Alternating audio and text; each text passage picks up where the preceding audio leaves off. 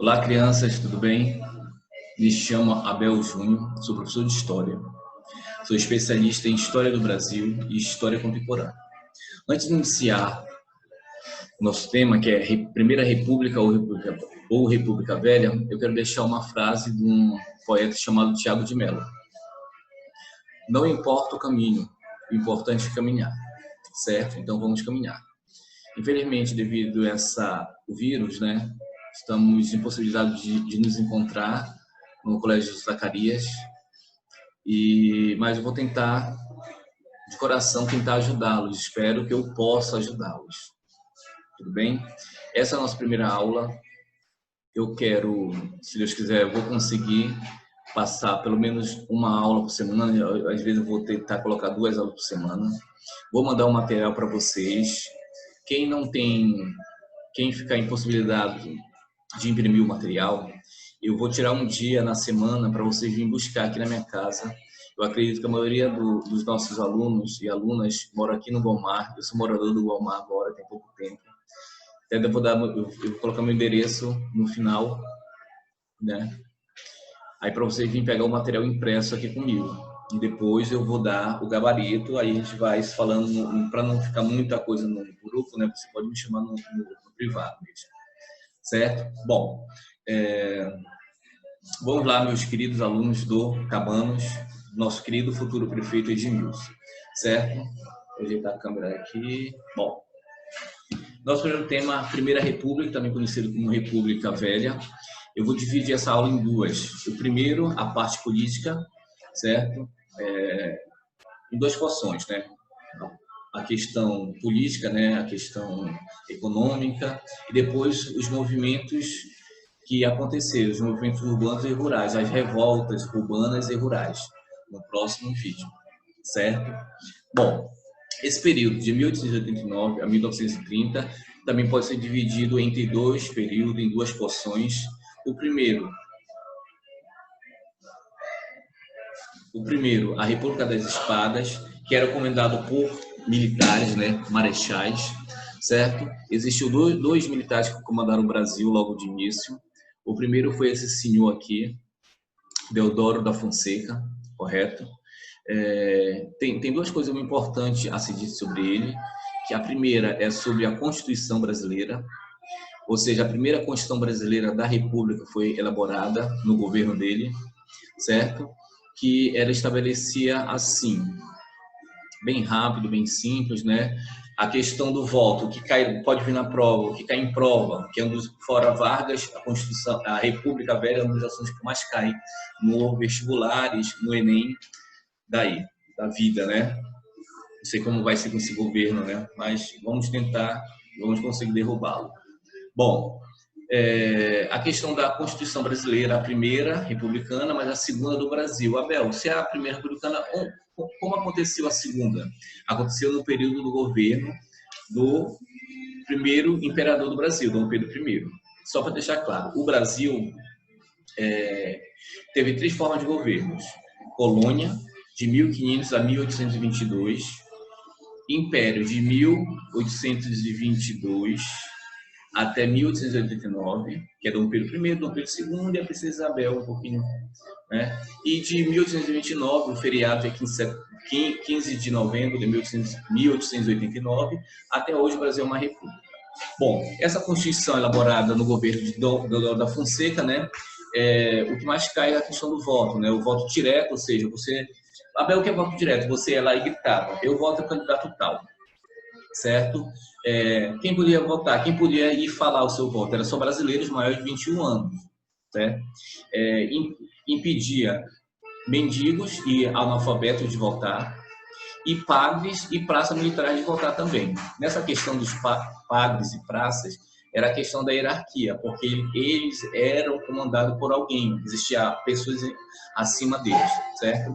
E também era totalmente a questão machista, né, que excluía a mulher. Por que a mulher?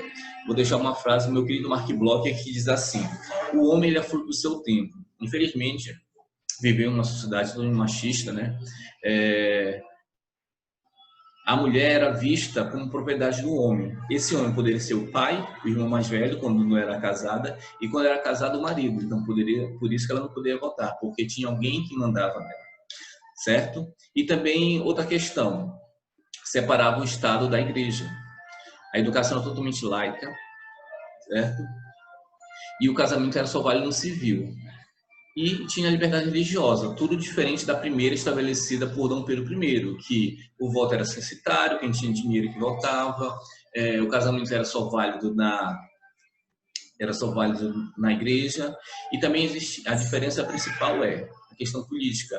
O Brasil agora, com a segunda Constituição brasileira, a primeira republicana, existia somente 3 poderes: executivo, judiciário e legislativo. Já com Dom Pedro I não, existiam 4 poderes: executivo, judiciário, legislativo e o poder moderador, que era estabelecido por ele. Certo? Bem rápido, bem simples. Outra questão que cai muito em vestibulares é o processo do encilhamento, ou seja, o ministro da Economia, o nosso querido Rui Barbosa, né? Esse senhorzinho aqui, ele queria industrializar o Brasil, correto? Mas vamos lembrar que o Brasil era um monocultor, só produzia e exportava um único produto, que era o café, que vamos ter uma aula sobre os ciclos econômicos brasileiros, tudo bem? Bom, o que é o encilhamento? Foi a abertura de crédito, né, para investir em outro produto que não fosse o café, mas a população na época só pensava no café e continuava produzindo café e o Brasil quebrou, né? Ou seja, isso implicou na saída do Deodoro da Fonseca. Bom, Deodoro da Fonseca sai, quem assume é o seu vice, Floriano Peixoto.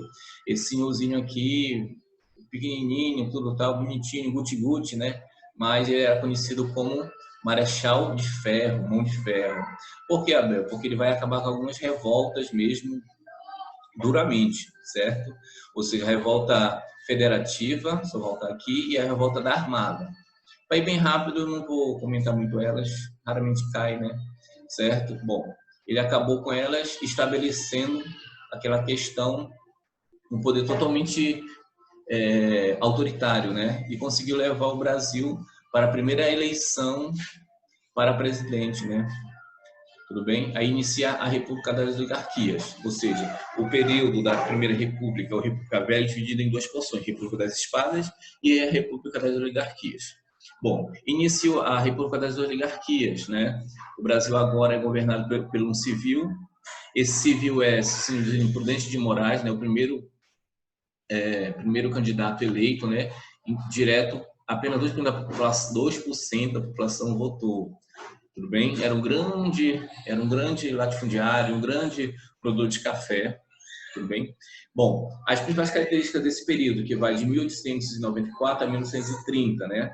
Que é a política do café com leite. Só para lembrar, a política do café com leite era a alternância entre pessoas do Partido Republicano Paulista, certo? Escolhiam um candidato, e do Partido Republicano Mineiro. Não era quem nascia em São Paulo e Minas Gerais, cuidado com isso, tudo bem? Bom, tinha a questão da valorização do café, porque o dinheiro circulava no sul e sudeste, né? Questão de São Paulo, e tinha também a questão, uma característica política dos governadores, né? Os governadores influenciavam nos seus clãs, né? Os coronéis, né? O chamado coronelismo. Até hoje no Brasil tem os seus coronéis em cada região, certo? E existe também a questão do voto do cabresto, que é muito presente hoje no século XXI. Abel, sim.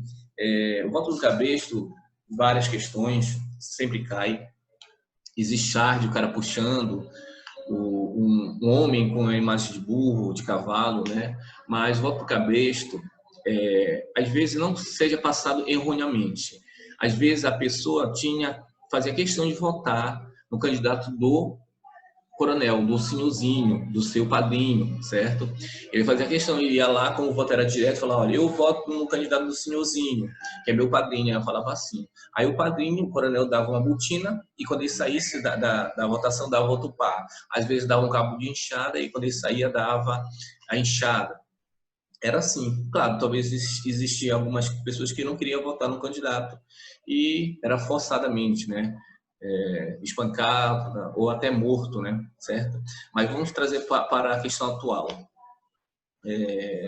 Hoje o voto cabresto existe gritante mesmo, Como assim, Abel? Vamos dizer assim, tem pessoas que votam porque o candidato conseguiu uma consulta médica, uma cesta básica, 10 litros de gasolina. Isso é tudo estabelecido com o voto do cabresto. Então, porque o pai trabalha com o cara e ele é funcionário público e ele vai se beneficiar se o cara tá, ou então se o outro entrar. Ou seja, tem tudo estabelecido com o voto do cabresto. Beleza, meninos? Tudo bem? Isso é uma breve história da Primeira República. Na próxima, vamos falar, no próximo vídeo, para não ficar muito extenso, né? No próximo vídeo, eu vou falar sobre os movimentos sociais durante a Primeira República, que é a Guerra de Canudos, a chibata, o contestado, a vacina, certo? Não irei comentar a questão da arte moderna, só se não ficar muito extenso. Beleza, meninos? Obrigado. Espero que tenha ajudado, ok? Abraço em todos. Tchau, tchau.